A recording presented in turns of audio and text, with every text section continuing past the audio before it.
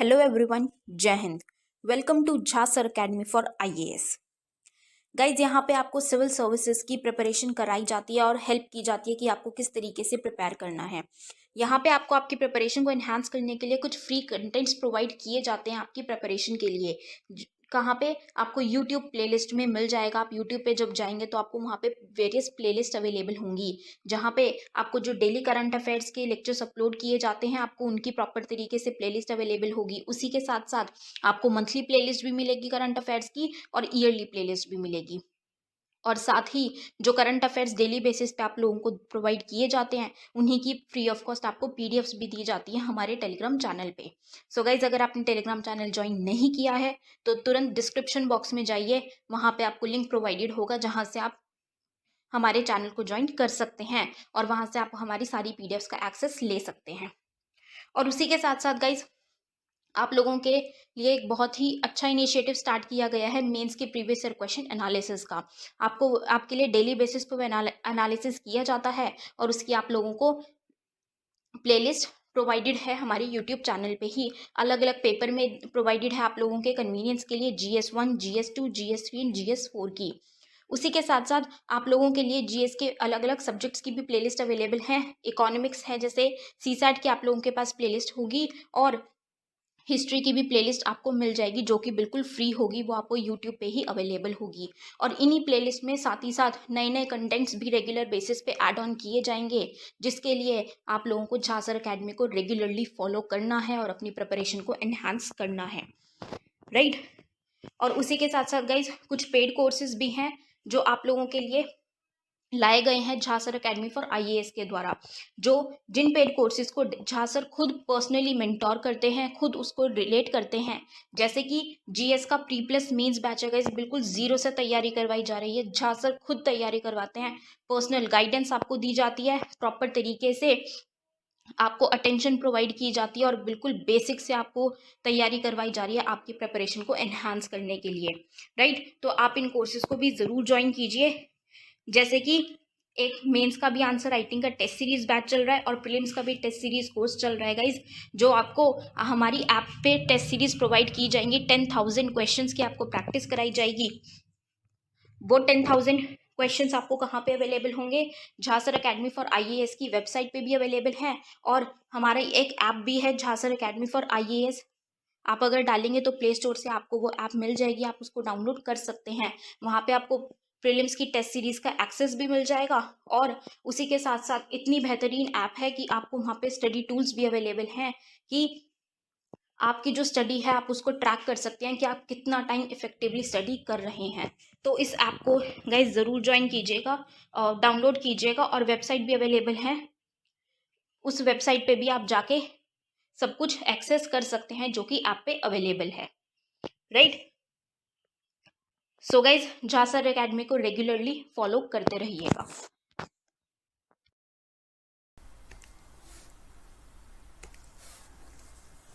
Hello, आवाज़ आ रही है? सुन पा रहे हैं सभी लोग? हाँ जी, एक बार बता दीजिएगा भाई। सारी चीज़ें सही हैं, देख पा रहे हैं, अच्छे से समझ पा रहे हैं? तो अपन क्लास स्टार्ट करते हैं।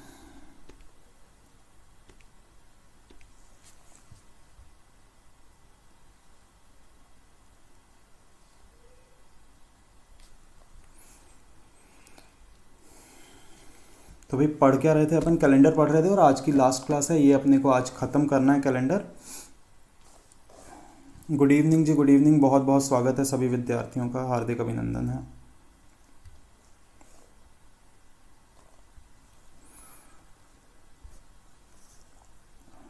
गुड इवनिंग जी, गुड इवनिंग, गुड इवनिंग। बहुत बहुत स्वागत है सभी बच्चों का। बेटा आवाज़ प्रॉपर आ रही है? एक बार बता देना सारी चीज़ें सही हैं। गुड इवनिंग जी, गुड इवनिंग। निशा जी, गुड इवनिंग।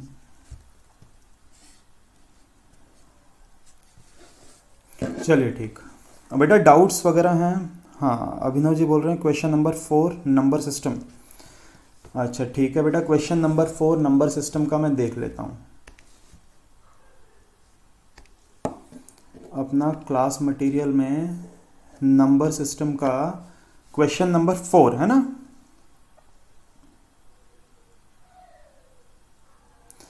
n एक 3 अंकों की संख्या है और n के वर्ग के अंतिम 2 अंक 54 हैं, तो n के कितने मान संभव हैं? बेटा बहुत बढ़िया सवाल है, देखो मेरी बात को समझना। n square is equal to क्या है, जो भी नंबर है उसके लास्ट के 2 अंक क्या है बेटा, 54 है ना। ये क्वेश्चन है कि जो n स्क्वायर है उसके लास्ट के 2 अंक क्या है बेटा, 54 हैं। अभिनव जी ने क्वेश्चन पूछा है n की कितनी वैल्यू पॉसिबल, बेटा n की कोई वैल्यू पॉसिबल नहीं है, n की 0 वैल्यूज पॉसिबल है। कैलेंडर का मैं करा देता हूँ बेटा, रूप में करा देता हूँ, सुनना मेरी बात को, कि n स्क्वायर के जो लास्ट के 2 अंक हैं वो क्या है जी, वो 54 है, 5 और 4 है। तो n की कितनी वैल्यूज पॉसिबल है, मेरी बात को सुनना सभी बच्चे बहुत ध्यान से, जो मैं बता रहा हूँ आपको शायद ही कोई बताए। 1 स्क्वायर, 2 स्क्वायर, 3 स्क्वायर, सुनना मेरे को थोड़ा इसको टाइम लगेगा समझाने में, 4 स्क्वायर, 5, 6, 7, 8, 9, 10, 11, 12, 13, 14, 15, 16, 17, 18, 19, 20, 21, 22, 23, 24। सुनिएगा भाई, 1 square is equal to 1, 2 square 4 हो जाएगा, ये 9 हो जाएगा, ये 16, ये 25, 36, 49, 64। बहुत काम की चीज़ बता रहा हूँ बेटा मैं आपको, बहुत ध्यान से सोचना और समझना। कितना हो जाएगा, ये 196 हो गया, ये 225 हो गया, ये 256 हो गया, 289 हो गया, ये 324 हो गया, ये 361 हो गया, 400, 441, 484, 529, 576। हाँ जी भाई, सभी बच्चे हैं?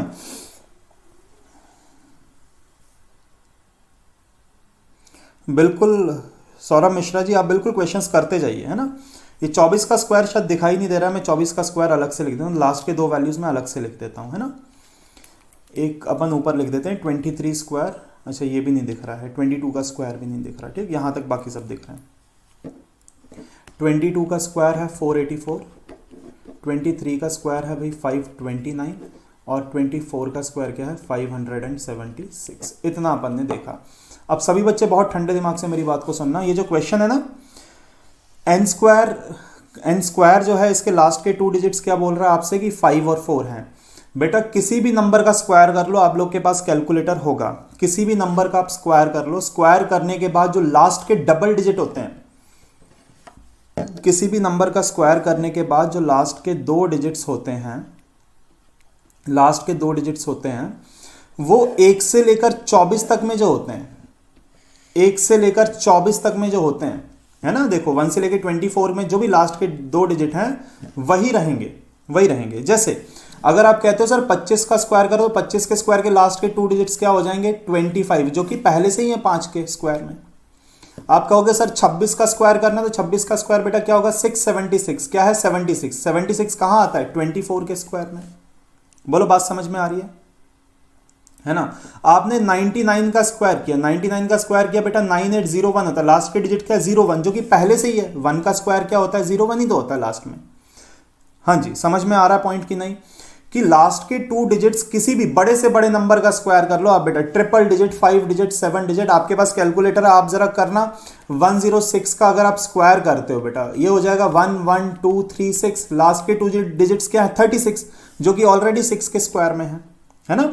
तो लास्ट के डबल डिजिट क्या होते हैं, जो 1 से लेकर 24 तक में आ गए वही रहेंगे, कितना भी बड़ा नंबर हो। तो इन्होंने कहा कि n स्क्वायर करने पे लास्ट के 2 डिजिट्स क्या है 54, क्या 54 1 से लेकर 24 तक में आता है, 54 1 से लेकर 24 तक में आता है। तो आप ध्यान से देखोगे कहीं भी 54 नहीं आता, और ये स्क्वायर्स आपको रटे हुए होने चाहिए बेटा, तब ये क्वेश्चन हो पाएगा। तो आपको पता पड़ गया कि n स्क्वायर में तो कहीं 54 आ ही नहीं सकता लास्ट के 2 डिजिट, तो n की कोई वैल्यू पॉसिबल है, n की कोई वैल्यू पॉसिबल नहीं है। बोलो अभिनव जी बात समझ में आई कि नहीं। हाँ जी अभिनव जी सभी बच्चे सहमत हैं इस बात से। और बेटा और क्वेश्चन बताओ, अभिनव ने क्वेश्चन बताया था वो मैंने एक्सप्लेन किया बहुत डेप्थ में। हाँ जी, और किसी बच्चे के चलो ठीक, और कोई डाउट है बेटा किसी के पास तो पूछो। हाँ जी, क्वेश्चन नंबर मेरे को बोल दो बेटा। आप लोग सर के पास डाउट, रूप बोल रहे हैं 37 एंड 38, 37 एंड 38, ठीक है। नंबर सिस्टम का क्वेश्चन नंबर 37 एंड 38 ये रहा। नंबर सिस्टम का ही बोल रहे हैं ना बेटा? अच्छा, कैलेंडर का बोल रहे हो? कैलेंडर का बेटा भी कर लेते हैं। नंबर सिस्टम का कोई और डाउट किसी के पास? चलो कैलेंडर का देख लेते हैं। कैलेंडर का क्वेश्चन नंबर 37 एंड 38 देख लेते हैं।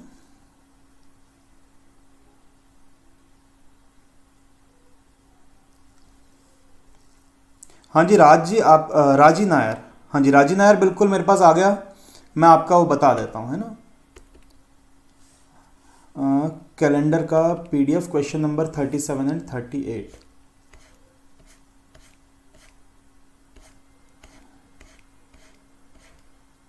द कैलेंडर ऑफ 2005, बेटा ये आज मैं समझाऊंगा।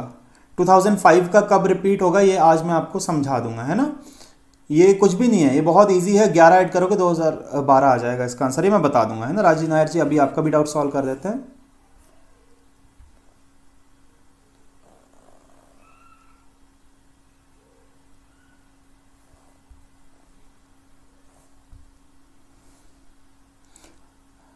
बेटा और 37 38 के अलावा बताओ।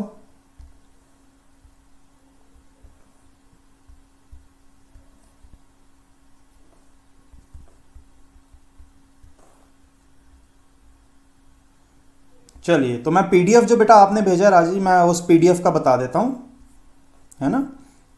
वो जो आपने भेजा है वो बता देते हैं।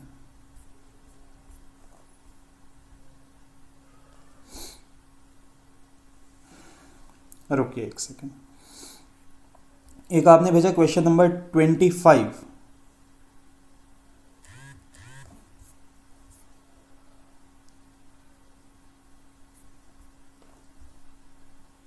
अच्छा, ये 123 फैक्टोरियल डिवाइडेड बाय 3 की पावर n है ना, यही वाला बोल रहे हो आप। सुनना भी ध्यान से।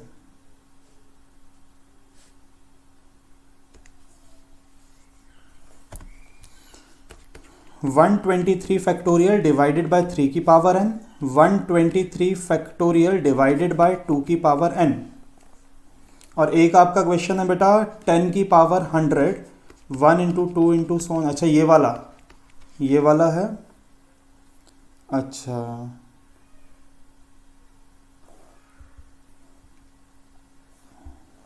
चलो देखो, एक एक करके मैं सारे क्वेश्चंस एक्सप्लेन करता हूं, है ना। देखो बेटा, पहला वाला क्वेश्चन तो बहुत ही आसान है। आपको 123 का क्या करना है, सिर्फ 3 से एलसीएम ले लेना है। आप 3 से एलसीएम ले लोगे, आपके क्वेश्चन का आंसर निकल के आ जाएगा, है ना। तो इसमें तो कुछ नहीं है बेटा। 123 का 3 से एलसीएम लिया क्या हो गया 41, 3 से एलसीएम लिया क्या हो गया 13, क्वेश्चन 3 से एलसीएम लिया क्या हो गया 4, 3 से एलसीएम ले लिया 1, है ना। आप टोटल कर देंगे, कितना हो गया 54, 58, 59, बेटा ये आंसर निकल के आ गया। बोलो हाँ जी, समझ में आई बात की नहीं? हाँ जी, यही वाला क्वेश्चन था बेटा, बताते जाना साथ साथ, ठीक।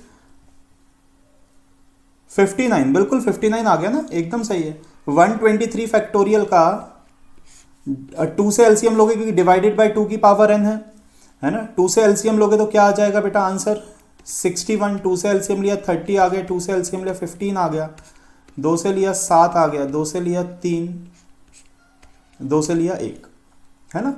टोटल कर लो, ये हो गया कितना 91 प्लस 15 कितना हो जाएगा, यहां तक हो गया 91, और ये 15 ऐड करेंगे तो हो गया 106, प्लस 7 करेंगे तो बेटा कितना हो जाएगा 213, 216 और 217, सॉरी 117।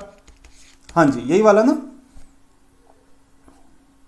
बात समझ में आ रही है कि नहीं बेटा? बोलो हाँ या ना। टोटल ही तो करना है बस एलसीएम लेके।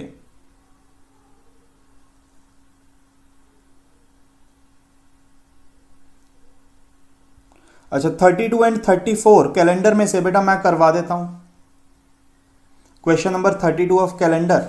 चलो कर लेते हैं। हाँ जी जॉन डिक जी क्या बोल रहे हो? Question number 25 and 37 from calendar. ठीक है बेटा, कैलेंडर का 25 एंड 36 देख लेते हैं। 25 लो कैलेंडर का मैं खोल लेता हूं जो है 25। Today is Thursday, before 220। बेटा कुछ नहीं है, ये तो बहुत आसान है बेटा। 223 को 7 से डिवाइड करके एक्स्ट्रा डेज निकाल लो। 223 को 7 से डिवाइड करके क्या निकाल लो, अब एक्स्ट्रा डेज निकाल लो, है ना। देखो मैं बता देता हूं राजी नायर जी, मैं बता रहा हूं, आपका भी बता रहा हूं बेटा, एक एक करके सबके डाउट्स हो जाएंगे।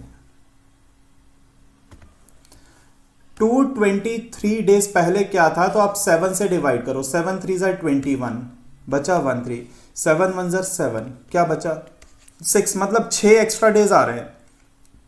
तो 6 एक्स्ट्रा डेज आ रहे हैं तो बेटा 6 दिन क्या कर दोगे, माइनस कर दोगे। बोलो बात समझ में आई कि नहीं जॉन डिक जी। जितना भी रिमाइंडर आता है ना बेटा 7 से डिवाइड करने पे, जैसे थर्सडे बोल रहा है, थर्सडे से 6 दिन पहले क्या होगा, फ्राइडे होगा, बस बात खत्म। 6 दिन आप माइनस करोगे, क्या आ जाएगा, फ्राइडे आंसर आ जाएगा। ठीक, अब क्वेश्चन जो राजी नायर जी का बचा था, ये वाला क्वेश्चन बचा था, है ना आपका, ये वाला मैं बता देता हूं बेटा। काउंटिंग ऑफ जीरोस का सवाल था, काउंटिंग ऑफ जीरोस का सवाल है। 10 into 20 into 30 into 40 into so on up to 100, नहीं 1000 था, है ना, ये वाला सवाल था। तो आपने क्या किया बेटा, 10 कॉमन लिया, 10 की पावर 100 कॉमन हो जाएगा, 1 गुणा 2 गुणा 3 गुणा 4 गुणा सो ऑन अप टू कितना, 100 तक जाएगा। अब काउंटिंग ऑफ जीरोस की बात करें तो 1 से लेकर 100 तक में कितने जीरोस होते हैं, तो बेटा 100 का हम एलसीएम लेंगे ना, 100 का एलसीएम लेंगे किससे, 5 से। ये मैंने आपको बताई थी बात, बोलो याद है कि नहीं। तो 24 जीरो तो यही हो गए, और 10 की घात 100 का मतलब 100 जीरो ये हैं, 100 जीरो तो बेटा यही है डायरेक्टली। 24 जीरो इसमें हो जाएंगे तो टोटल कितने जीरो हो जाएंगे, 100 तो यही हो गए 10 की वजह से, 24 जीरो अलग से, टोटल 124, टोटल 124। बोलो बात समझ में आई कि नहीं। 24 नहीं बेटा 124, 10 की पावर 100 का मतलब क्या होता है, 10 की पावर 100 का मतलब सीधा सीधा 100 जीरो नहीं हो जाएंगे राजी जी, और 24 जीरो इसमें हो गए तो टोटल 124 हो जाएंगे ना। अच्छा, जॉन डिक ने क्वेश्चन नंबर 37 भी बोला है ना। क्वेश्चन नंबर 37 देख लेते हैं जॉन डिक का क्या है। क्वेश्चन नंबर 37 बेटा, क्वेश्चन नंबर 37 में आज आपको सिखाऊंगा कैसे करना है ना। ये कैलेंडर रिपीट वाला कॉन्सेप्ट आज हम सीखेंगे, ठीक है जी। चलो और बढ़े आगे फिर।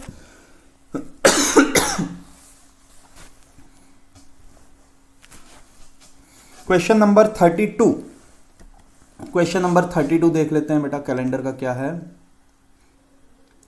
विच of the following can be the first day of century year. बेटा फर्स्ट डे क्या हो सकता है, बहुत आसान है, सुनना मेरी बात को। लास्ट डे मैंने आपको हिमांशु त्यागी जी बताया था, बिल्कुल यूपीएससी स्टडी जी आपके डाउट सॉल्व कर देंगे। लास्ट डे का आपको याद होगा, मैंने आपको बताया था, है ना, लास्ट डे क्या क्या पॉसिबल है। मंडे, वेडनेसडे, फ्राइडे और संडे, ये पॉसिबल था, है ना। और ये लास्ट डे की बात है। फर्स्ट डे क्या होता है बेटा, किसी भी नॉर्मल ईयर का लास्ट और फर्स्ट डे तो सेम होता है, तो फर्स्ट डे भी मंडे, वेडनेसडे, फ्राइडे पर सैटरडे क्योंकि जो आखिरी वाला था आपको याद होगा लीप ईयर था, MWFS था। पॉसिबल किसके लिए बेटा, ये लास्ट डे का है, और ये किसका है, ये फर्स्ट डे का है, क्योंकि किसी भी नॉर्मल ईयर का तो फर्स्ट और लास्ट डे क्या होता है जी, सेम होता है। हिमांशु त्यागी जी बोलो याद है कि नहीं, लास्ट और फर्स्ट डे किसी नॉर्मल ईयर का सेम होता है, पर ये लास्ट में लीप ईयर भी तो आ जाता है, ये 400 वाले की वजह से। जो 400 था ना, 400 वाली सेंचुरी का लास्ट डे क्या था, संडे, तो फर्स्ट डे क्या होगा बेटा, सैटरडे होगा ना, लीप ईयर का एक दिन पहले होता है, तो ये फर्स्ट डे की बात हो गई, ये फर्स्ट डे। अब इसमें से हो सकता है मल्टीपल ऑप्शन वाला क्वेश्चन हो। आंसर यार बेटा मैं आंसर आपको आज कोशिश करूंगा, मेरे पास टाइम नहीं मिल पा रहा, आज मैं पूरी कोशिश करूंगा कि आज आपको शीट के आंसर्स मैं प्रोवाइड करवा दूं। क्या है, उसको सॉल्व करके मेरे को खुद ही पूरे आंसर डालने पड़ेंगे।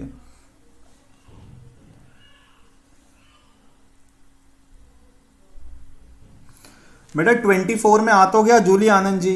1 से लेकर 24 तक में जो भी आएंगे, एक का तो एक ही होता है, 24 का क्या होता है 576। 76 24 के स्क्वायर में आता है ना, 24 के स्क्वायर में क्या था 76। जो स्क्वायर्स की जो वैल्यू है बेटा, उनके लास्ट 2 डिजिट देखने हैं, जूली आनंद जी 1 से लेकर 24 तक के स्क्वायर है, स्क्वायर की इनकी लास्ट 2 डिजिट देखनी है। जैसे अब आप 26 का स्क्वायर करोगे तो अगेन क्या हो जाएगा 676। अब कहो 76 कहां आता है, आता तो है 24 के स्क्वायर में आता है ना। लास्ट 2 डिजिट किसकी देखनी, स्क्वायर की। आप इनकी देख रहे हो, नंबर्स की नहीं देखनी बेटा, स्क्वायर्स की देखनी है ना। हाँ बिल्कुल अंसारी जी, 2 आंसर्स भी हो सकते हैं, मल्टीपल चॉइस वाला क्वेश्चन हो गया वो, है ना, कोई दिक्कत नहीं है। चलो जी बढ़े आगे। क्वेश्चन नंबर 9 का आंसर पूछ रहे हैं बेटा राजवीर जी, मैं आप भी बता देता हूं। क्वेश्चन नंबर 9 कैलेंडर का ही पूछ रहे हो शायद आप। 24 जून 1987 वो संडे। बेटा ये तो वैसे ही करना है, 24 जून 1987 है और 3 सितंबर 1993 है।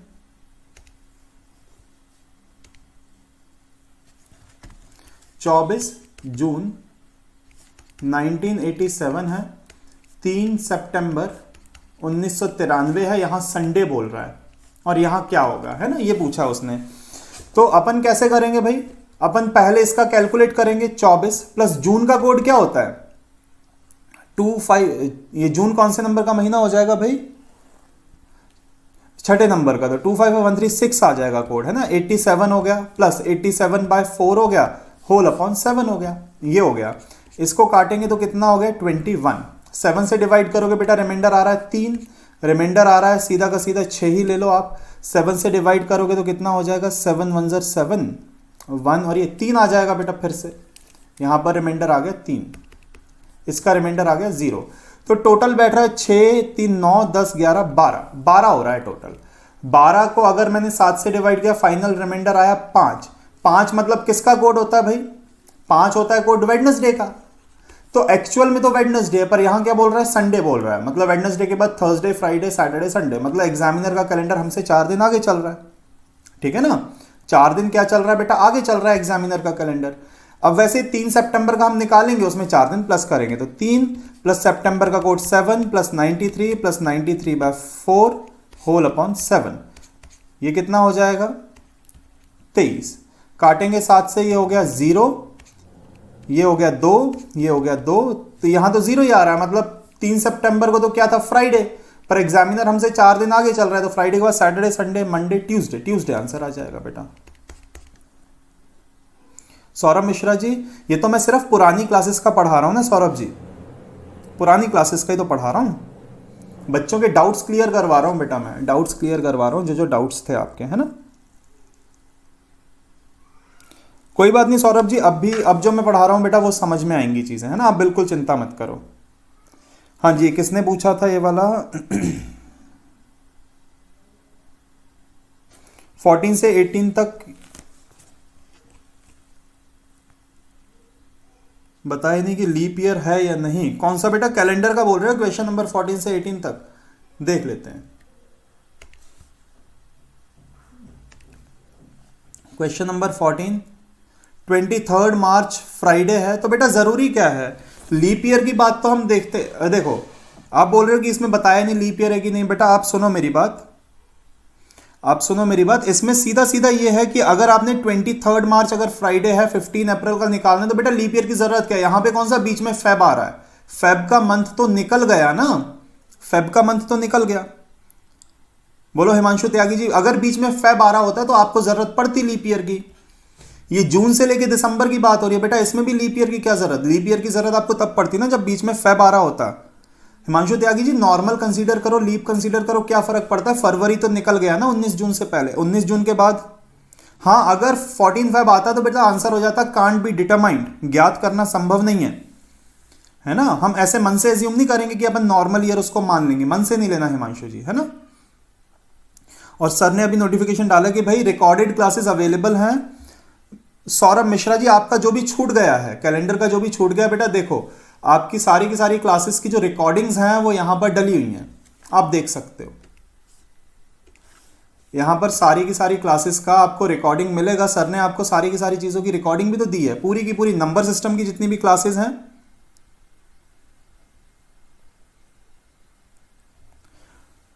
Question number 50 to 79 and 30 to 45।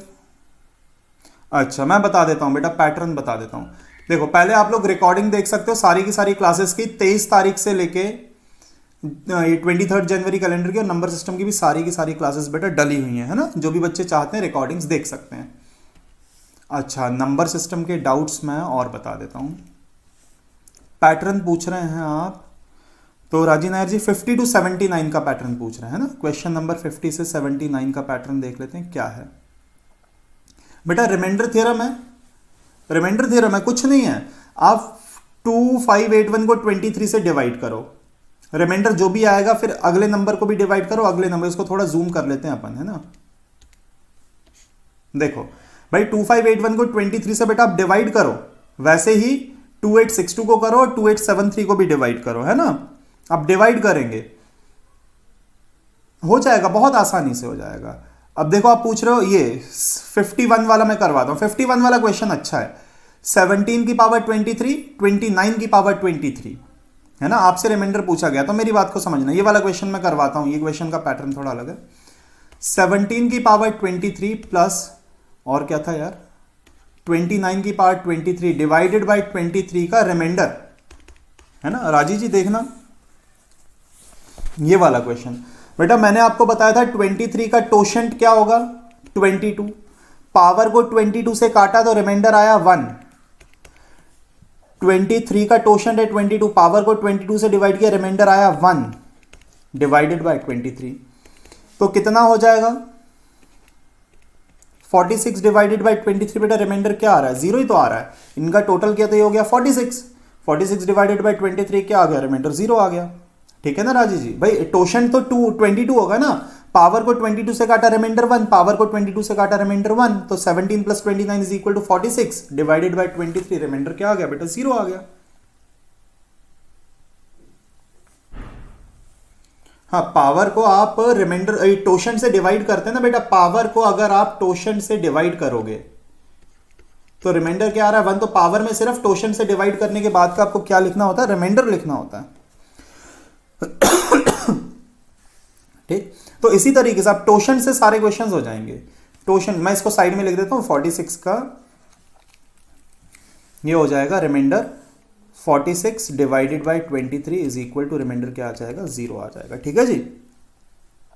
Durgeshwari ji question number 14। Durgeshwari ji किसका पूछ रहे हो आप, मैथ का कि रीजनिंग का, नंबर सिस्टम का कि कैलेंडर का। बेटा क्वेश्चन नंबर 14 आप कौन से टॉपिक का बोल रहे हो। हाँ जी, कैलेंडर का मैं बता देता हूं बेटा। कैलेंडर का क्वेश्चन नंबर 14 बता देते हैं।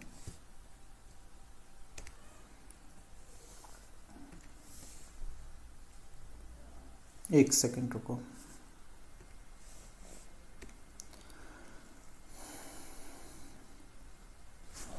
हाँ, कैलेंडर का ही बता रहा हूं बेटा। क्वेश्चन नंबर 14 पूछ रहे हैं आप लोग।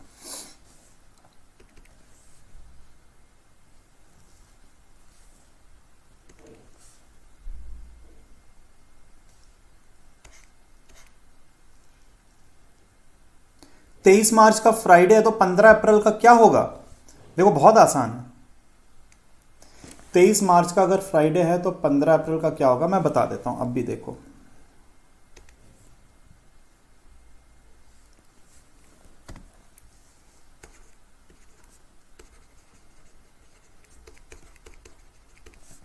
Fifteenth of April. सुनना बेटा मेरी बात को।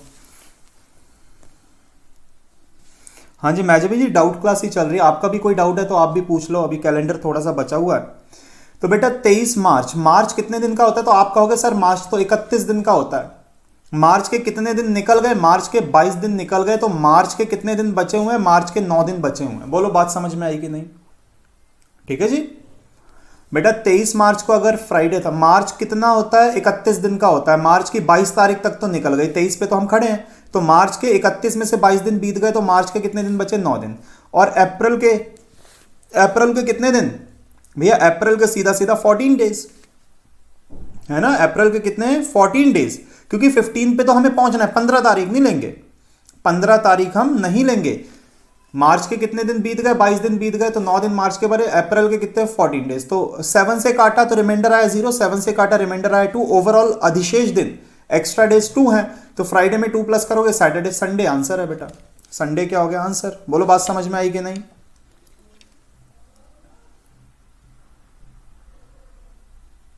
ठीक है जी, चलो बढ़े आगे। अब बेटा मैं और डाउट बचा है कि मैं पढ़ा दूं थोड़ा सा। हाँ जी, ऑड डिजिट जितने भी आएंगे उसको 7 से डिवाइड करके वैल्यू रिड्यूस कर दिया करो, है ना। यहां पर रिमाइंडर क्या आता है, 9 से जब मैंने डिवाइड किया इसको, जब मैंने इसको 9 को 7 से, देखो 14 को काटोगे तो 0 आएगा, 9 को काटोगे तो बेटा 2 बचेंगे ना, तो 2 दिन आपको क्या करने, बस प्लस करने।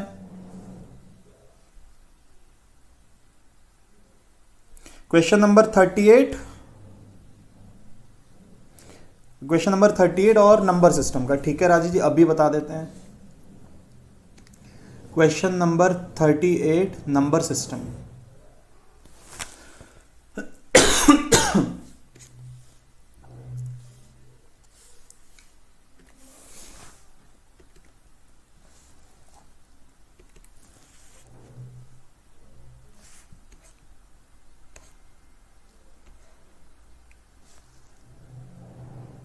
रिमाइंडर बताना, अच्छा 1372 1276, 1372 1276।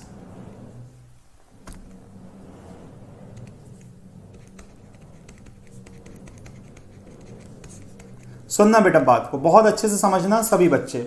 ये क्वेश्चन है, राजी नायर जी ने बहुत बढ़िया क्वेश्चन पूछा है कि रिमाइंडर क्या आएगा। बेटा रिमाइंडर जो होता है ना, 9 से डिवाइड के केस में जो डिजिट्स का सम होता है वही रिमाइंडर होता है। बिल्कुल सत्य प्रकाश जी, आप सही कह रहे हैं। मैं ये बोल रहा हूं कि जैसे आपने कहा कि सर एक नंबर है जैसे 57 है, 57 को 9 से डिवाइड करेंगे तो रिमाइंडर क्या आएगा, मैं कहूंगा 57 के डिजिट्स को जोड़ो, तो आप कहोगे सर 57 को जोड़ा तो 12 आया, 12 को जोड़ा तो क्या है 3, तो 57 को आप डिवाइड कर लो 9 से, रिमाइंडर क्या निकल के आएगा 3। तो पॉइंट क्या है कि किसी भी नंबर को 9 से डिवाइड करने में डिजिट्स का सम जो होता है ना वही रिमाइंडर होता है। तो 7 और 2 तो कट गए, बचा क्या, 3 + 1 4, 2 और 7 तो 9 हो गया, बचा क्या, 6 + 1 7, 7 4 ज़ा 28, 28 डिवाइडेड बाय 9 क्या आया, 10 हुआ, 10 में डिजिट्स का सम क्या होता है 1, तो बेटा फाइनल रिमाइंडर क्या आएगा, 1 आएगा। बोलो राजी नायर जी, बात समझ में आई कि नहीं। जैसे लिखा है 48973 इंटू 28176 डिवाइडेड बाय 9, रिमाइंडर निकालना है, ठीक है ना। तो मैं कहूंगा कि 9 तो काट दो, आप 9 काट दो सीधा सीधा, इसके बाद टोटल कर लो, 7 3 10 और ये 18, 18 भी काट दो, 18 भी काट दो, है ना, 9 के तो मल्टीपल है, बचा क्या, सिर्फ यहां से बचा 4, 8 और 1 9, 7 और 2 9, यहां से क्या बचा 6, यहां से क्या बचा, सॉरी 6, 6 4 ज़ा 24 डिवाइडेड बाय 9 करोगे तो कितना आ जाएगा बेटा, टोटल 6 आ गया। ये क्वेश्चन का आंसर है। बोलो पॉइंट समझ में आ रहा है कि नहीं, डिविजिबिलिटी बाय 9। अभिनव बोल रहे हैं question number 57 of number system, question number 57 number system, find the remainder. अच्छा ये बेटा ये तो 9 ही आ गया ना आंसर, टोशन से कर दो, 9 की power 111 divided by 11। Abhinav ji सुनिए, बड़ा ही आसान सवाल है, 9 की पावर 111 डिवाइडेड बाय 11 है बेटा, 11 का टोशन क्या होगा, 11 का टोशन 10, पावर को 10 से काटा, रिमाइंडर क्या आया 1, डिवाइडेड बाय 11 करोगे तो बेटा 9 को 11 से काटोगे 9 ही तो रिमाइंडर आएगा, नंबर छोटा है तो वो खुद रिमाइंडर हो जाएगा। बोलो अभिनव जी, 11 का टोशन 10, पावर को 10 से काटा, रिमाइंडर आया 1, तो 9 डिवाइडेड बाय 11, 0 टाइम्स जाएगा, सीधा सीधा 9 ही रिमाइंडर रहेगा, है ना।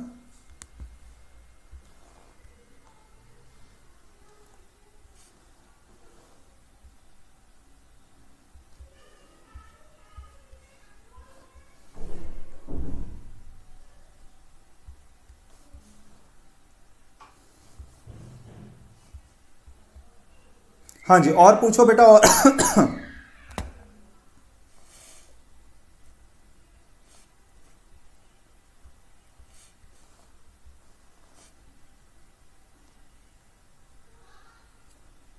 यूपीएससी स्टडी जी, ठीक है।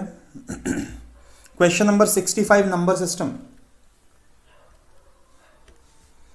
क्वेश्चन नंबर 65,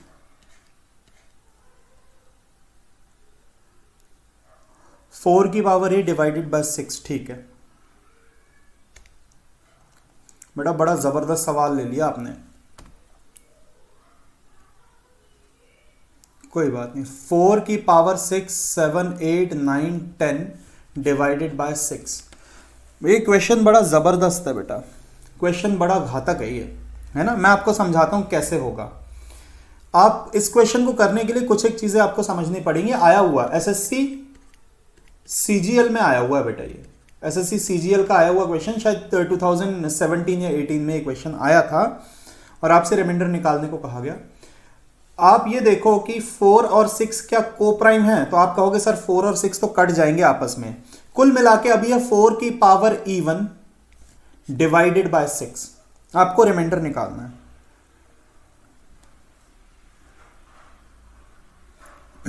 है ना।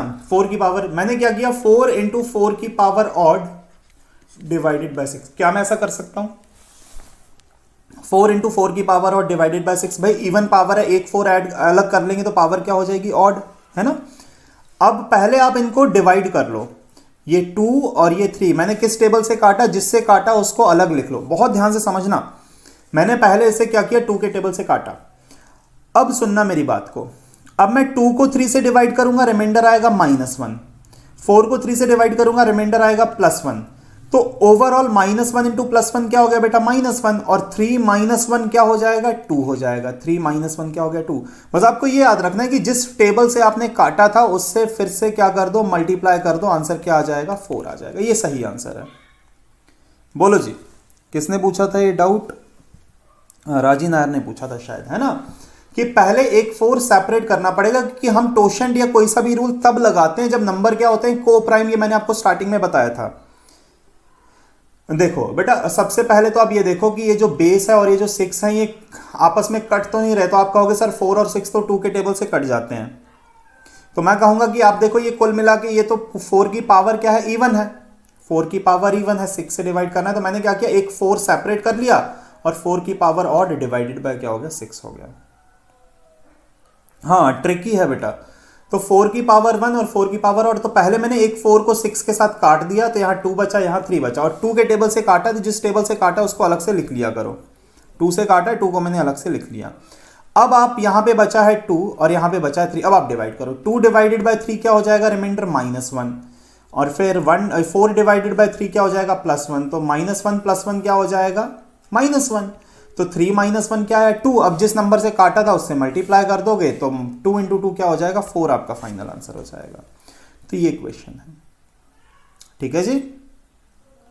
चलिए पढ़ लें अब आगे का। हाँ जी, चलो फिर आगे का कंटिन्यू कर लेते बेटा। कैलेंडर में कोशिश करता हूं अब खत्म हो जाए, सिर्फ एक ही चीज बची है। नहीं समझे रूप बेटा, इतना कॉम्प्लिकेटेड है क्वेश्चन। देखो, आप जैसे मेरी बात को समझना, आपके सामने एक नंबर लिखा है 35 डिवाइडेड बाय 15। आपसे पूछा गया रिमाइंडर निकालो।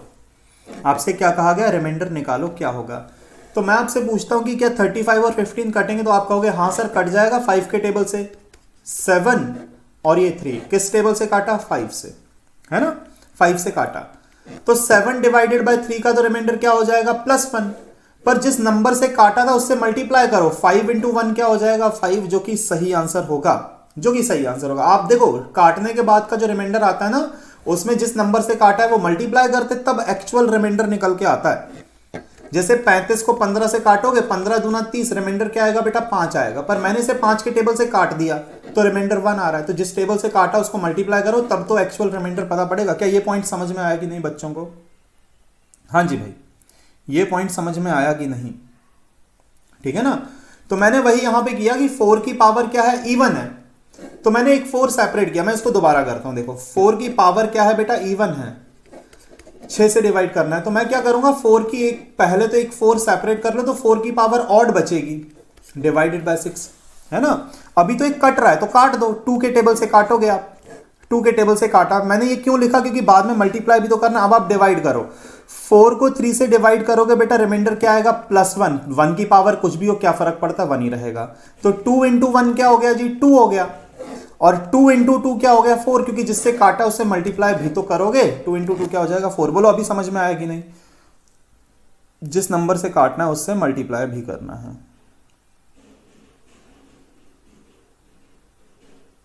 ठीक है,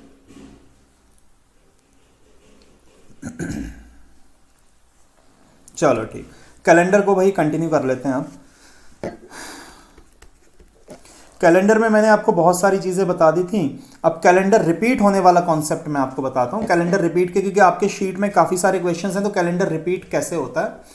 सपोज अगर 1 जनवरी, कोई लीप ईयर मान लेते हैं, सपोज कोई लीप ईयर है, कोई अधिवर्ष है, किसी लीप ईयर में अगर बेटा 1 जनवरी अगर सपोज फ्राइडे है, तो दोबारा ऐसा कौन सा महीना फिर से आएगा जिसमें पहली तारीख फिर से क्या होगी, फ्राइडे। बता सकते हैं क्या आप? जूली आनंद जी, सीसेट जो होता है ना बेटा एसएससी को कॉपी करता है। जूली आनंद जी आप ये बात जानते हैं, सीसेट जो होता है ना, इसको सॉरी एसएससी के काफी सारे क्वेश्चंस जो हैं, एसएससी सीजीएल के काफी सारे क्वेश्चंस सीसेट में आ जाते हैं। तो इसलिए आपको ऐसा नहीं कि सिर्फ सीसेट ही पढ़ के चलेंगे बेटा, एक लेवल अप चलना है आपको, है ना, एक लेवल और आगे बढ़ के चलना है, ताकि आपके सामने कुछ ट्रिकी क्वेश्चन भी आ जाए तो आप कर पाओ, है ना। तो इसीलिए मैंने कुछ क्वेश्चंस एसएससी के भी उसमें डाले हुए हैं।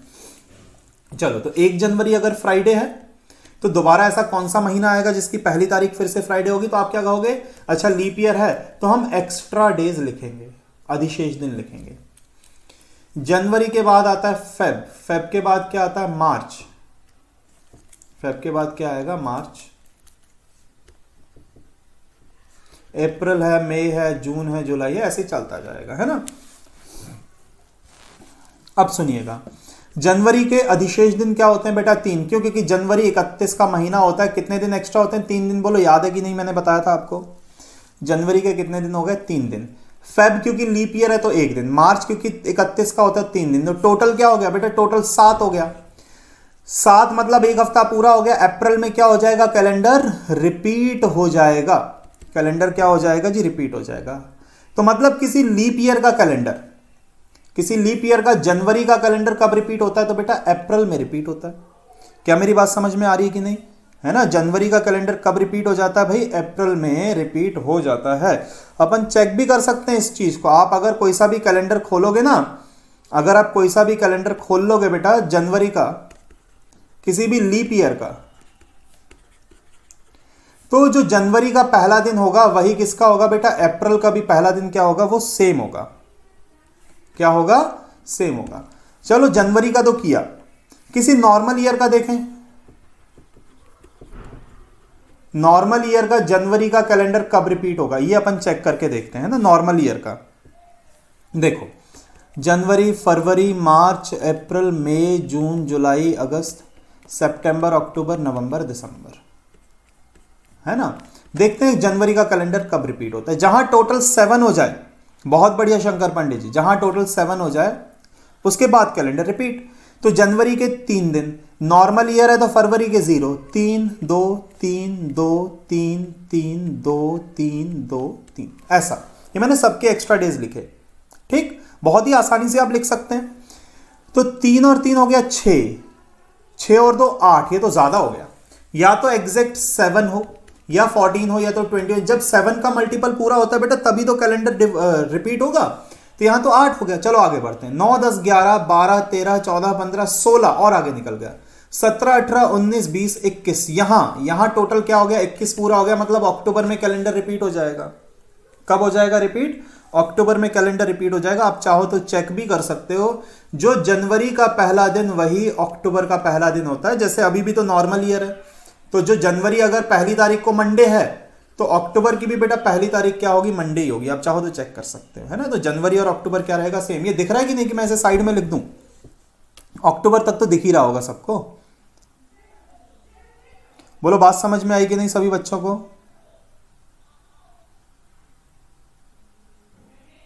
ठीक।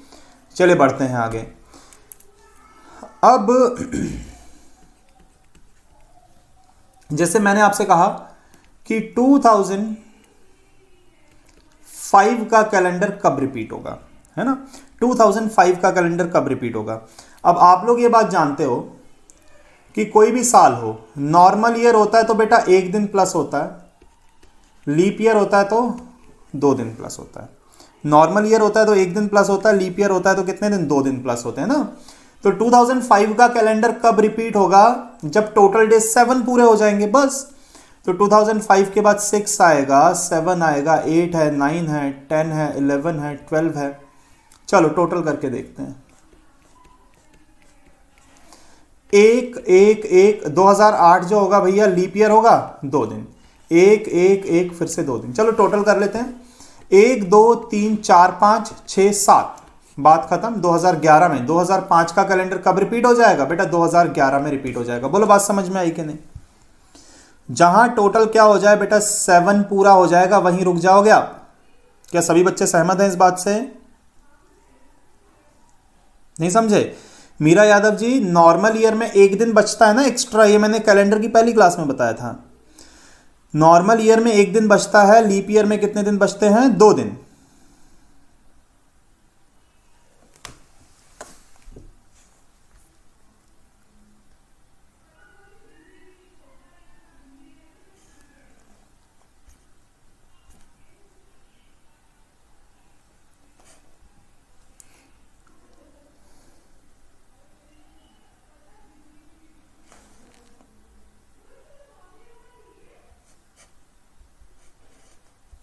चलिए और बढ़ते हैं आगे।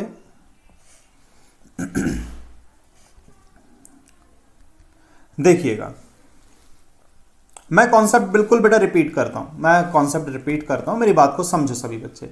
मैंने कहा कि 2005 का कैलेंडर कब रिपीट होगा? 2005 का कैलेंडर कब रिपीट होगा, है ना?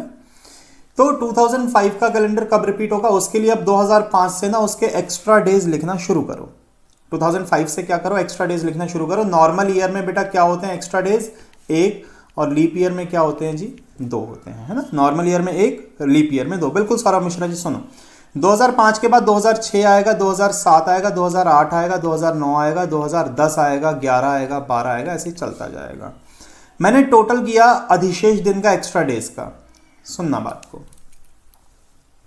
5 में 1, 6 में 1, 7 में 1, 8 में 2, 9 में 1, 10 में 1, 11 में 1, 12 में 2। टोटल करोगे जहां 7 पूरा हो जाएगा वहीं काम खत्म। 1 2 3 4 5 6 7। 10 में क्या हो गया बेटा? टोटल 7 पूरा हो गया, तो 2011 में क्या होगा? 2005 का कैलेंडर कब? 2011 में क्या हो जाएगा बेटा? रिपीट हो जाएगा। बोलो अभी बात समझ में आई कि नहीं?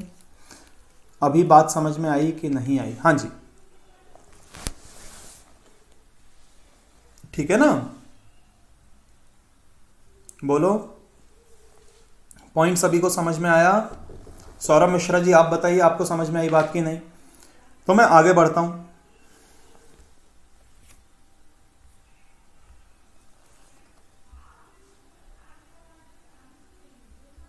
चलिए बढ़ते हैं आगे।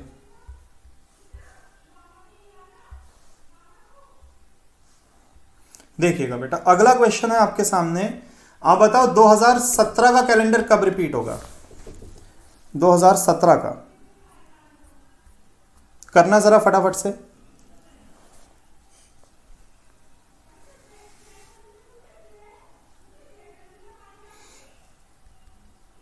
हाँ जी, क्या आंसर आया?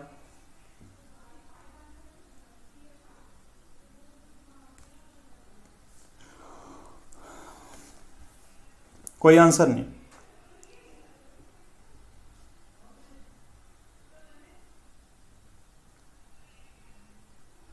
22, 23, 23।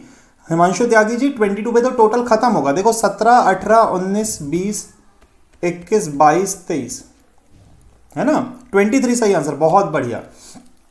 देखो 1 1 1 20 लीप ईयर है, 2 1 1 1 1 2 3 4 5 6 7, 22 पे टोटल पूरा हुआ, तो बेटा 23 में क्या होगा? 23 में कैलेंडर रिपीट होगा। बोलो बात समझ में आई कि नहीं? 23 में कैलेंडर क्या होगा? रिपीट होगा। बढ़े आगे।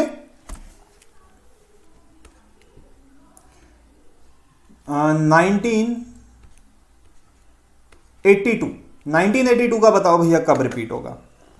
1982 का कब रिपीट होगा? ये थोड़ा ट्रिकी क्वेश्चन है, ध्यान से करके बताना। कब रिपीट होगा 1982 का कैलेंडर?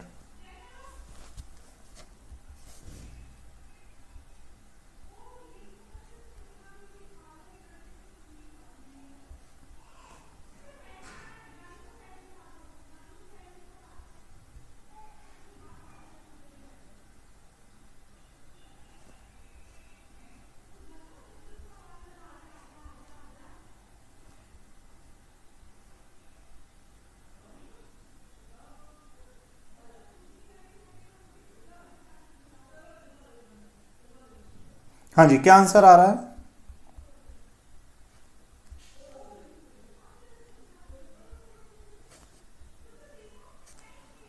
1988। सुनना बेटा मेरी बात को। 1988 दो बच्चों ने बताया, राकेश ने और कपिल ने। चलो सुनो, 86, 88। सौरभ जी 4 से डिवाइड हो जाए तो लीप ईयर होता है। जैसे 1932 है, 4 से डिवाइड हो जाएगा तो लीप ईयर है ना? जो भी 4 से डिवाइड होता है बेटा लीप ईयर होता है। 88, 87।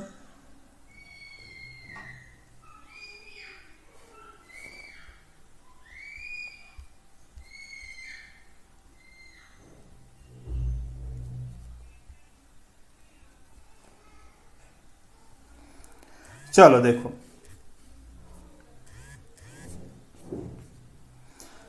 देखिएगा मैं बताता हूं। अगर आपका आंसर 88 आ रहा है, 1988 आ रहा है, जिन जिन बच्चों का बेटा 1988 आ रहा है उनका थोड़ा गड़बड़ है। सत्य प्रकाश बोल रहे हैं 1994, बेटा 94 भी मेरे को तो गड़बड़ लग रहा है। और कोई बच्चा? और कोई बच्चा बताओ। देखो मैं आपको बताता हूं क्यों गलत है, क्यों गलत है। बेटा बात सिर्फ इतनी सी है कि जो 1982 है वो नॉर्मल ईयर, 1988 लीप ईयर, तो नॉर्मल ईयर का कैलेंडर लीप ईयर में कब रिपीट हो सकता है, कैसे हो सकता है? पॉइंट समझ में आ रहा है कि नहीं भाई बच्चों? कि 82 तो नॉर्मल ईयर है, तो उसका कैलेंडर लीप ईयर में कैसे रिपीट हो सकता है? ये मेरी बात समझ में आ रही है कि नहीं आ रही है आप लोगों को? है ना? तो इसीलिए मैं बोल रहा हूं 1990। बहुत बढ़िया मीरा यादव जी, 1993 आंसर सही होना चाहिए, है ना? 1993 होना चाहिए सही आंसर। देखो मैं बताता हूं आप कैसे करेंगे। देखो 82 के बाद मैंने टोटल करना शुरू किया। 82 के बाद क्या आएगा? 83, 84, 85, 86, 87, 88, 89, 90, 91, 92, 93, है ना? दिख रहा है सभी को? तो अब मैं करता हूं टोटल। अब मैं करता हूं टोटल। ये हो गया एक एक लीप ईयर 2, एक एक एक लीप ईयर 2, एक एक एक लीप ईयर 2, एक। तो 1 2 3 4 5 6 7। देखो यहां पे टोटल तो 7 पूरा हो गया, इस हिसाब से आंसर 1988 आया। पर नॉर्मल ईयर का कैलेंडर कभी भी लीप ईयर में रिपीट नहीं हो सकता। बोलो ये मेरी बात समझ में आ रही है? मतलब टोटल भले 7 पूरा हो गया पर आंसर 1988 नहीं है। क्यों? क्योंकि नॉर्मल ईयर का कैलेंडर लीप ईयर में रिपीट नहीं होगा। बोलो बात समझ में आ रही? और आगे बढ़ो, 7 के बाद 8 9 10 11 12 13 14, यहां पर 14 पूरा हो गया, 14 पूरा हो गया। हाँ अब सही है, 1993 ये भी नॉर्मल ईयर, ये भी नॉर्मल ईयर रिपीट हो जाएगा। क्या मेरी बात समझ में आई कि नहीं सभी बच्चों को?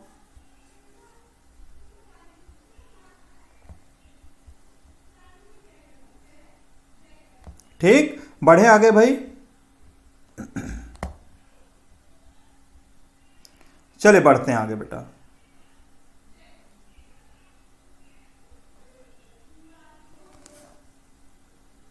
मैं बिल्कुल करा देता हूं बेटा, शीट का क्वेश्चन करा देता हूं, पर अभी मैं और ट्रिक तो आपको सिखा दूं इस क्वेश्चन की।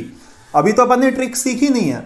बताओ 1939 का बताना बेटा। 1939 का कैलेंडर कब रिपीट होगा, ये वाला और बता दो।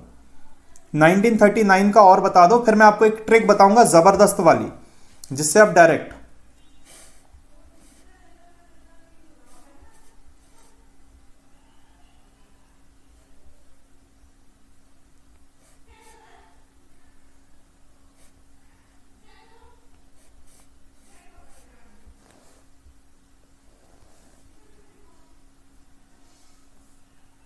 हाँ जी, क्या आंसर आया भाई?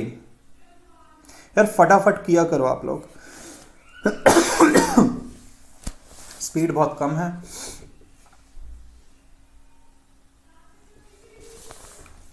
चलो देखो मैं करके बताता हूं। 46 आ रहा है, ठीक है। और कोई बच्चा बताएगा?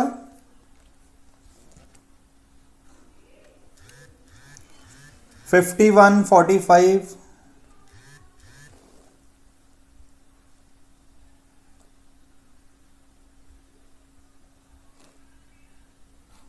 ठीक है। और 50 बताया अंसारी जी ने बेटा, 50 सही आंसर है। 1950 बहुत बढ़िया, सबसे पहले अंसारी जी ने बताया सही आंसर 1925 होगा। चलो देखो, अब समझना भाई, 1939 का कैलेंडर कब रिपीट होगा? तो 40, 41, 42, 43, 44, 45, 46, 47, 48, 49, 50, ऐसे चलता जाएगा। 1 2 1 1 1 2 1 1 1 2 1 1, है ना? टोटल करते हैं तो 1 2 3 4 5 6 7 8 9 10 11 12 13 14 49 में एग्जैक्ट 14 पूरा हो गया तो 50 में कैलेंडर क्या हो जाएगा? रिपीट हो जाएगा। 50 में कैलेंडर क्या हो जाएगा? रिपीट हो जाएगा। बोलो बात समझ में आ रही है कि नहीं? ठीक है जी, बिल्कुल 1950 सही आंसर है सौरभ मिश्रा जी, बिल्कुल सही, बिल्कुल सही। अब सुनो मेरी बात, मैं ये बोल रहा था कि कोई सा भी साल हो, कोई सा भी साल हो, आपको क्या करना है? वर्ष के जैसे 1931 है या कोई भी है, आप आखिरी दो को क्या करोगे? ईयर को डिवाइड करोगे 4 से। अब आखिरी दो को क्या करोगे बेटा? 4 से डिवाइड करोगे। अब रिमाइंडर या तो 0 आएगा, या तो रिमाइंडर 1 आएगा, या तो रिमाइंडर 2 आएगा, या तो रिमाइंडर क्या आएगा? 3। रिमाइंडर 1 आया तो आप 6 प्लस करोगे, 2 आया तो आप 11 प्लस करोगे, और 0 आया तो आप 28 प्लस करोगे। ये आपकी ट्रिक हो गई। ये आपकी क्या हो गई बेटा? ट्रिक हो गई। मतलब कि अगर 1931 को मैंने 4 से डिवाइड किया, 31 को 4 से डिवाइड किया तो रिमाइंडर क्या आ रहा है? 7 4 से 28, क्या बचा? 3 बचा रिमाइंडर। रिमाइंडर 3 है तो 11 साल बाद कैलेंडर रिपीट होगा। मतलब 1931 का कैलेंडर प्लस 11 कर दो, 1942 में रिपीट होगा। बोलो बात समझ में आई कि नहीं? हाँ जी भाई, ठीक है ना? किसमें रिपीट होगा? 1942 में रिपीट होगा। जैसे अब आप देखो, जो प्रीवियस क्वेश्चन जितने मैंने कराए ना, मैं वहां से शुरुआत करता हूं। जैसे 2005 है, 2005 आखिरी दो को 4 से डिवाइड किया, रिमाइंडर आया 1, तो 1 में मैंने क्या बोला? 6 प्लस करो सीधा, 5 प्लस 6, आंसर क्या आ गया बेटा? 2011 आ गया। बोलो कर पाओगे कि नहीं सभी बच्चे? है ना? यूपीएससी स्टडी जी, देखो आपको सिर्फ आखिरी दो वैल्यू को 4 से डिवाइड करना है और रिमाइंडर देखना है, रिमाइंडर देखना है। बेटा जूली आनंद जी, आपने तो आज चमत्कार कर दिया, आपने गजब कर दिया बेटा। आपने क्या पूछ लिया? ऐसा सवाल ही गणित में करना बेटा पाप है। सुनो मेरी बात, रिमाइंडर 3 से ज्यादा कैसे हो सकता है बेटा? आप किसी नंबर को जैसे 50, जैसे सुनो मेरी बात, 4 से डिवाइड कर, अगर मैंने 12 को 4 से डिवाइड किया तो 4 तिया 12, रिमाइंडर क्या है? 0। 13 को अगर मैं 4 से डिवाइड करूंगा, 4 तिया 12, बेटा रिमाइंडर क्या आ रहा है? 1। अगर मैंने 14 को 4 से डिवाइड किया, 4 तिया 12, रिमाइंडर क्या आ रहा है? 2। अगर मैंने 15 को डिवाइड किया 4 से तो 4 तिया 12, रिमाइंडर क्या आ रहा है? 3। अगर मैंने 16 को डिवाइड किया 4 से तो 4 4 16, रिमाइंडर फिर से क्या हो गया बेटा? 0। 4 से अगर आप डिवाइड कर रहे हो तो रिमाइंडर या तो 0 आएगा, 1 आएगा, 2 आएगा, 3 आएगा, या तो फिर से 0 आएगा। बोलो हाँ या ना भाई? जब भी आपका डिवाइजर 4 है तो बेटा रिमाइंडर 4 से बड़ा कैसे हो सकता है? बोलो हाँ या ना? पॉइंट समझ में आया कि नहीं बेटा? रिमाइंडर हमेशा डिवाइजर से क्या होता है? छोटा। आप किसी नंबर को 7 से डिवाइड कर रहे हो, कोई नंबर है एंड 7 से डिवाइड कर रहे हो, तो मैक्सिमम रिमाइंडर क्या आ सकता है? 6 से ज्यादा नहीं आ सकता भाई। डिवाइजर कभी भी रिमाइंडर से बड़ा नहीं होगा, ठीक है जी? बिल्कुल, कभी भी इक्वल नहीं होता, ना ही कभी उससे बड़ा हो सकता है ना? तो रिमाइंडर मैक्सिमम क्या आएगा बेटा? 3 ही आएगा, उससे ज्यादा कैसे आ सकता है ना? बेसिक चीज है। चलो कोई बात नहीं। अब मेरी बात को फिर से सुन लो, ये स्क्रीनशॉट ले लो बेटा आप लोग। रिमाइंडर 0 आया, रिमाइंडर 0 का मतलब है लीप ईयर। रिमाइंडर 0 का मतलब क्या है? Leap year. लीप ईयर का कैलेंडर कब रिपीट होता है? तो 28 साल बाद। 0 मतलब लीप ईयर। जैसे 1940 रिमाइंडर 0 आएगा, तो रिमाइंडर क्या 0 आ रहा है तो भैया 28 साल बाद रिपीट होगा, 1968 में रिपीट होगा कैलेंडर। बोलो बात समझ में आई कि नहीं? कोई बात नहीं बेटा जूलियाना जी, कोई बात नहीं। सभी बच्चे सहमत हैं इस बात से?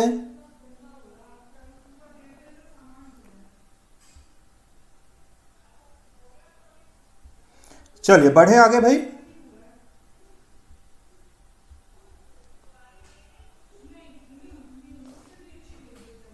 चलिए ठीक है, और समझना बेटा मेरी बात को। तो कैलेंडर रिपीट का कॉन्सेप्ट आप समझ गए हैं, है ना? अब शीट में जितने भी रिपीट वाले क्वेश्चन है बेटा वो आप कर सकते हो, है ना? तो कैलेंडर रिपीट का कॉन्सेप्ट इतना ही है। आपको बस ये याद रखना है कि जैसे 1896 का दिया है, 1896 का दिया है, और आपसे पूछा कि कब रिपीट होगा, मेरी बात को ठंडे दिमाग से सुनना, मैं क्या बोल रहा हूं, 1896 का कैलेंडर कब रिपीट होगा, तो आपने फुर्ती में ऐसा नहीं कि सीधा 28 जोड़ दिया, बेटा इस सेंचुरी के ओवर आउट ट्रांजिशन हो रहा। आप देखो 1896 के बाद बीच में क्या आ जाएगी, 1900 सेंचुरी आ जाएगी, बीच में क्या आ जाएगी बेटा, सेंचुरी आ जाएगी। अब बीच में अगर सेंचुरी आ रही है तो आप ये ट्रिक नहीं लगा सकते हो। हाँ मैं आंसर के बेटा आज मैं रूप जी आज मैं जरूर आपके आंसर्स अपलोड कर दूंगा, बिल्कुल बिल्कुल, आज मेरे को खुद ही सॉल्व करके आंसर अपलोड करना है, मैं आज ही आंसर जरूर उस पर अपलोड कर दूंगा। तो मैं क्या बता रहा था कि जब आप सेंचुरी स्किप करते हो 1896 से आपको 1900 से होते हुए जाना पड़ेगा, तो ऐसे केस में जो हमने ट्रिक बताई है ना, ये कौन सी वाली, रिमाइंडर 0, रिमाइंडर 1, रिमाइंडर 2, रिमाइंडर 3 और रिमाइंडर 4, सॉरी रिमाइंडर 4 नहीं, रिमाइंडर 3, ये जो ट्रिक मैंने बताई है बेटा, ये ट्रिक कब काम करेगी, यहां पर क्या आता है, यहां पर रिमाइंडर आता है, यहां पर 28 जोड़ना होता है, यहां पर 6 जोड़ना होता है, बाकी सब में 11 जोड़ना होता है। तो ये जो ट्रिक बताइए बेटा, ये कब काम करेगी, जब आप एक ही सेंचुरी के अंदर हो। मतलब आपका जो, जैसे आपसे कहा कि 1904 का कैलेंडर कब रिपीट होगा, तो 1904 का कैलेंडर 28 साल ऐड करोगे तो 1932 में रिपीट हो जाएगा। तो यहां सेंचुरी एक ही है, 1900 के अंदर ही चल रहा है, 20th सेंचुरी के अंदर ही चल रहा है काम। पर यहां तो आपका ये 19th सेंचुरी से आप 20th सेंचुरी में जंप कर रहे हो, सॉरी 18th सेंचुरी 19 में जंप कर रहे हो अगर आप, तो बेटा गड़बड़ हो जाएगा ना मामला, क्योंकि 1900 लीप ईयर नहीं है। तो जब आप सेंचुरी में ट्रांजिशन करोगे तब ये ट्रिक काम नहीं करेगी। तब कैसे करोगे, उसके लिए मैंने आपको सिखा दिया ना, कैसे करोगे, ऐसे पूरा लिख के, ये पूरा लिख के करोगे ऐसे केस में जब आपका सेंचुरी हो रहा है ना, बाकी आपकी ट्रिक हमेशा काम करेगी ये वाली। बोलो पॉइंट समझ में आएगी नहीं सभी बच्चों को, ठीक है जी। तो भैया मेरी तरफ से कैलेंडर होता है समाप्त, मैंने सारी चीजें आपको सिखा दी हैं, सेंचुरी वाला कॉन्सेप्ट भी मैंने आपको बता दिया है। किसी और बच्चे का डाउट है तो पूछो बेटा फटाफट। हाँ जी डाउट है तो पूछिए, मेरे हिसाब से पूरी की पूरी शीट आपकी सॉल्व हो जाएगी, है ना, पूरी शीट आपकी सॉल्व हो जाएगी, कुछ नहीं बचेगा। आंसर्स मैं आज रात को अपलोड करवा दूंगा सर से बोल के, है ना।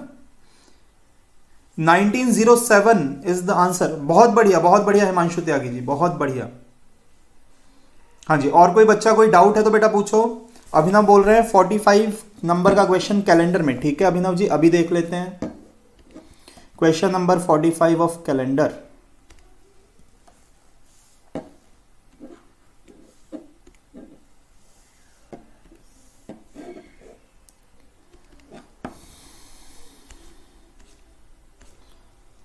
If tomorrow is Tuesday, what day will be before 3 days that the day after tomorrow? बेटा ये आसान क्वेश्चन है, देखो बहुत आसानी से समझो। आप तो नंबरिंग कर लिया करो, कल क्या है, tomorrow is Tuesday, what will be the day before 3 days from the day after tomorrow. तो डे आफ्टर टुमारो के 3 दिन पहले क्या होगा, सुनो मेरी बात, ये हो गया प्रेजेंट डे, ये हो गया टुमारो, फिर डे आफ्टर टुमारो हो गया ये, इसके 3 दिन पहले 1 2 3 3 दिन पहले कौन सा दिन होगा। तो बेटा अगर कल क्या था, यहां पे ट्यूसडे इन्होंने दिया हुआ है, तो यहां मंडे हो जाएगा और यहां पर क्या हो जाएगा बेटा, संडे हो जाएगा, बात खत्म। देखो पॉइंट समझ में आ रहा है कि नहीं, ये प्रेजेंट है, ये टुडे है, ये टुमारो हो गया, ये day after tomorrow. Day after tomorrow से 3 दिन पहले क्या होगा, तो 3 दिन पहले क्या हो जाएगा, 1 2 3, तो यहां क्या हो जाएगा, संडे हो जाएगा। बोलो बात समझ में आई कि नहीं, बस इतनी सी बात है, ठीक। अच्छा एक चीज मैं आपको और बता देता हूं, ये बहुत पुराने जमाने का क्वेश्चन बता रहा हूं अब मैं आपको, है ना। ये कम से कम आज से आप मान के चलो 20 से 25 साल पहले क्वेश्चन आते थे कॉम्पिटेटिव एग्जाम्स में। क्वेश्चन ये है, बहुत पुराने कॉम्पिटेटिव एग्जाम्स में आते थे। आज मंडे है, ठीक, तो आज के 15 दिन बाद क्या होगा, 15 दिन बाद क्या होगा, या फिर आज, मैं इंग्लिश में भी बताऊंगा, आज से 15 दिन बाद क्या होगा, ये क्वेश्चन है आपका, ठीक है ना। अच्छा अभिनव त्रिपाठी ने नहीं, जूली आनंद ने बोला ट्यूसडे होगा। बेटा क्या दोनों का आंसर, आज के 15 दिन बाद और आज से 15 दिन बाद, दोनों में अंतर है कि नहीं। 15 days आफ्टर, देखो के का मतलब क्या होता है 2, और से का मतलब क्या होता है बेटा? फ्रॉम। टू और फ्रॉम का डिफरेंस है, सिर्फ टू और फ्रॉम का डिफरेंस है। देखो जब से लिखा होता है, जैसे आप मेरी बात को समझना, A B C D E F, अगर मैंने कहा फोर्थ ऑन द राइट, मेरी बात को बहुत ध्यान से समझना, मैं इसे नीचे लिखता हूं, fourth on the right from A से फोर्थ राइट साइड कौन होगा? से लिखा हुआ है, फ्रॉम लिखा हुआ है, तो बेटा जब से लिखा होता है ना तो गिनती ए से ही शुरू करोगे, 1 2 3 4, कौन बैठा हुआ है? डी। पर अगर लिखा होता है ए के फोर्थ राइट साइड कौन है, तो गिनती ए के बाद शुरू करोगे, 1 2 3 4, तो आंसर क्या होता बेटा? ई होता। पॉइंट समझ में आ रहा है कि से की बात होती है तो बेटा गिनती कहां से? ए से ही शुरू करोगे। के की बात है तो गिनती कहां से शुरू करोगे? ए के बाद। जब मैं सिटिंग अरेंजमेंट पढ़ाऊंगा ना आपको, पजल सिटिंग अरेंजमेंट, तो सिटिंग अरेंजमेंट में बहुत इसको लेके सवाल को घुमाया जाता है ना। तो अब जैसे यहां पर है, अगर से लिखा है तो आपने 15 को 7 से डिवाइड किया, देखा रिमाइंडर आया +1, तो मंडे +1, इसका आंसर होगा ट्यूसडे। पर अगर के लिखा हुआ है तो बेटा +1 तो होगा ही, पर एक एक्स्ट्रा भी जोड़ना पड़ेगा, मतलब यहां पे +2, तो आंसर क्या हो जाएगा? वेडनेसडे हो जाएगा। के जब लिखा होगा ना तो एक्स्ट्रा डेज निकाला आपने तो 1 आया, पर एक दिन और ऐड करेंगे, एक दिन और ऐड करेंगे तो सही आंसर क्या होगा? वेडनेसडे, जब के लिखा होगा, है ना। बोलो पॉइंट समझ में आया कि नहीं? से और के में अंतर है, ठीक है जी। मेरा पॉइंट समझ में आ रहा है सभी को? चलो बहुत बढ़िया। से लिखा होगा तो आप डायरेक्ट एक्स्ट्रा डेज, फ्रॉम लिखा होगा ना 3 days after, from day after tomorrow, from लिखा होता है तो आप कुछ नहीं करोगे, सीधा सीधा ऑड डेज निकालोगे। पर अगर के लिखा है तो जो भी आंसर आएगा बेटा उसमें एक दिन और जोड़ना, क्योंकि के केस में ना एक दिन बाद से गिनती होती है, एक दिन बाद से गिनती होती है, ठीक। चलिए तो भाई मिलते हैं कल 8 बजे, है ना भाई। किसी को कुछ और पूछना है बेटा, डाउट्स वगैरह तो पूछ लो, नहीं तो फिर मैं क्लास समाप्त कर दूं, ठीक है जी। सभी बच्चों के डाउट्स हो गए हैं? चलिए बहुत बढ़िया भाई, मिलते हैं कल शाम को 8 बजे, कल शाम को 8 बजे। बहुत बहुत धन्यवाद।